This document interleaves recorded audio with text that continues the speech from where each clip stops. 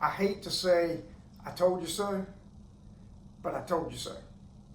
Hey folks, and welcome back to The Mortgage Farmer. It is Friday, August the 2nd. Man, has it been a busy week with economic news that has come out. Come along with me as we talk about 3 or 4 of the things that have happened in the past this week and what this is going to do into the future. Primarily, we're going to talk about its impact on the housing market and mortgage lending rates, since I am the mortgage farmer, and what I farm is mortgage rates. That's our harvest. And you know, the fall is almost harvest time. Come along with me as we talk about some of these things here in this most recent video. So let's talk about what the warning signs are that we're coming up in this week. Again, Friday, August the 2nd, it's been a big week. July 30th and 31st, the Fed had their most recent meeting, and in the Fed meeting, they did not lower rates. If you've been watching my videos, you know we told you that was not going to happen. They were not going to lower rates at this meeting. It's September that we have been predicting since back in March that we would see that rate drop occur. Yeah, that time is coming, and they have said almost as much without saying as much. The markets reacted Wednesday afternoon and all day Thursday, knowing that we see what's coming. Now we're going to talk about why we have a problem.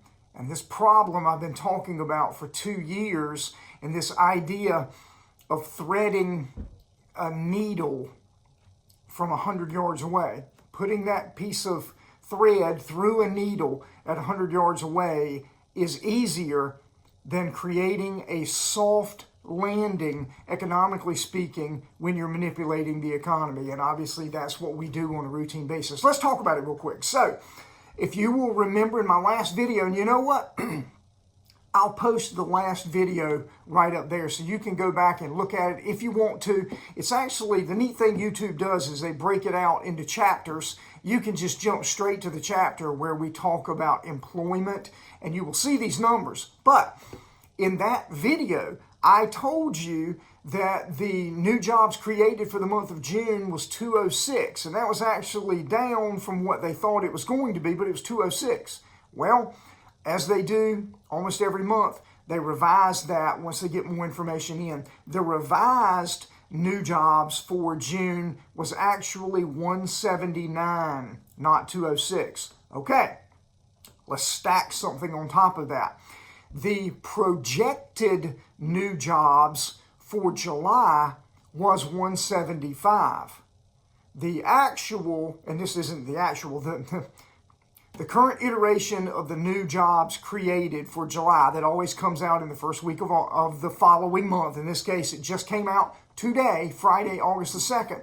New jobs created was 114. I wonder when they revise this number to the actual sometime later this month, if we actually tick below 100,000 new jobs created for the entire U.S. economy. I don't know. We'll come back and look at that. But they were expecting 175. They got 114. But here's the kicker. Here's what we've been waiting on, and here's something that we should be a little bit concerned about. In that same last video that I put out, where we talk about this information, I shared with you that the unemployment numbers for the month of June were starting to trend toward troubling. 4.1% unemployment for the month of June. Well, it's July, and we got the new number, and the new number is 4.3%. Folks, that's not good. I'm going to liken back to a time, and I don't get credit for this, but I mean, obviously, if you research it yourself, you'll find it.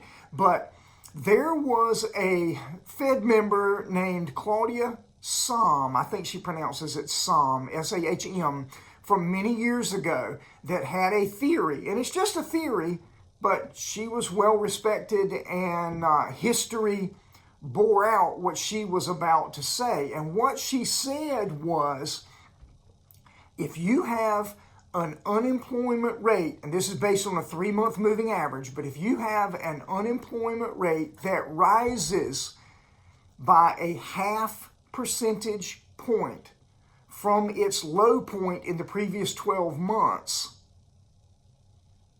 you're already in a recession.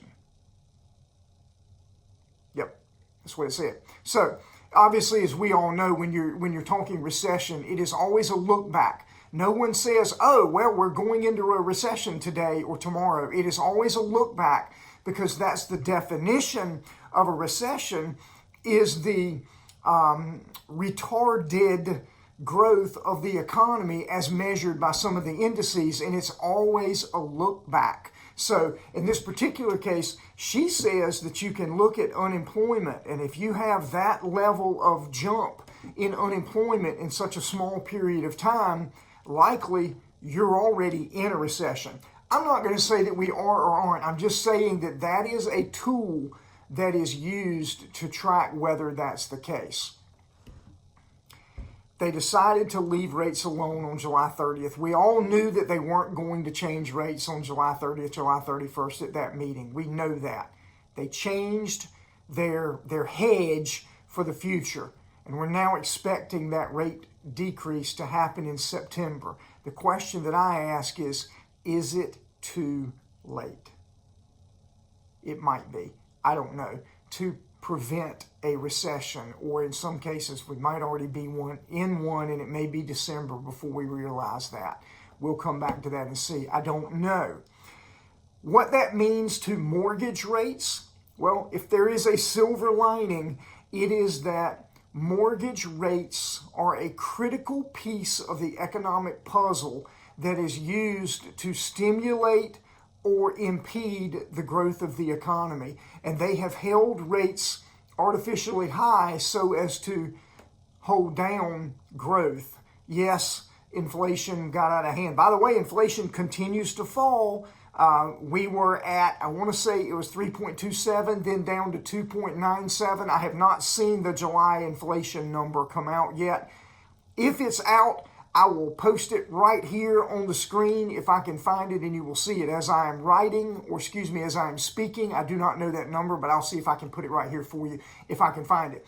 However, when we're dealing with inflation and unemployment and artificially high mortgage rates, things got to give. We are starting to see a little flex in mortgage-backed securities and the yield on those, such that we're starting to see mortgage rates begin to come down a little bit. We got a long ways to go, but at least it's, we're looking for a silver lining economically speaking, and hopefully that will be it, because there are a lot of first-time buyers that are on the sidelines that just can't afford to buy right now. Now, we got a whole other problem with the supply issue of houses, and when the supply and demand gets out of whack, we have other issues going on, and we might cause the price of houses to continue to rise if we continue with a small supply, but all of a sudden the demand increases because rates have fallen and people jump back into the mortgage market. Topic for another day. We'll come back to that. I hope you've enjoyed this video. Once again, please like this video. Please subscribe to this video. We grow this channel by the traffic that you get here. I hope you enjoy it. Don't take me too seriously. I don't take myself that seriously, but I like sharing this information with you, and I like hearing, as a mortgage farmer, that rates are falling. Usually farmers like to see their yields go up, and in this particular case, we don't mind the mortgage-backed securities yields going up because it helps bring the rates down. There's your agricultural connection for the day. Thanks again for watching this channel. We'll see you next time right here on The Mortgage Farmer.